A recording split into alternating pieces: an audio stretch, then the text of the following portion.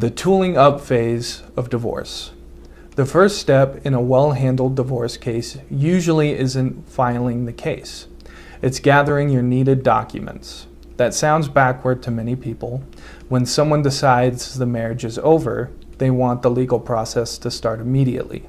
File the petition, schedule hearings, get the case moving. Delay feels unbearable. But here's the problem. Until the financial picture of the marriage is clear, even the most experienced divorce attorney is operating in the dark. Divorce is not only about emotions or custody schedules, it is also about numbers. Income, assets, debt, expenses.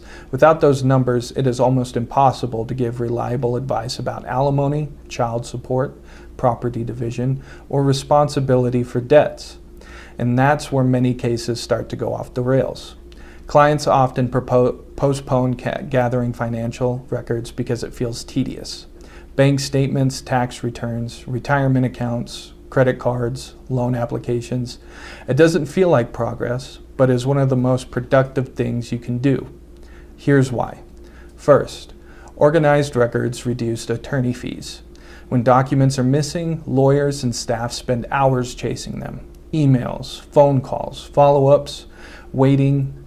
All of that time is billable. Clients who arrive with organized records allow their legal team to focus on strategy instead of administration. Second, financial clarity prevents emergency disputes. Early in many divorce cases, courts must decide temporary issues: child support, alimony, household expenses, sometimes custody arrangements. Judges rely heavily on financial documentation when making those decisions. If the documentation is incomplete, disagreements escalate quickly and the case becomes more expensive. Third, accurate information makes settlement possible. Negotiations stall when either side suspects financial information is incomplete or hidden. When the numbers are clear, discussions tend to move faster and more productively. Utah law actually requires financial disclosure in divorce cases. Both parties must exchange financial declarations and supporting documentation, including tax returns, income records, loan applications, and financial statements. Those documents will eventually have to be produced. Gathering them early simply allows the process to move efficiently instead of under the pressure. There is also a practical reality many people discover too late.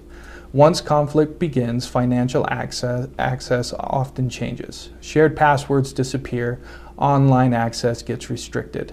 Cooperation fades. Documents that were easy to download one week can become difficult the next. That's why gathering records early matters so much. It protects your ability to understand your own financial situation before the conflict intensifies.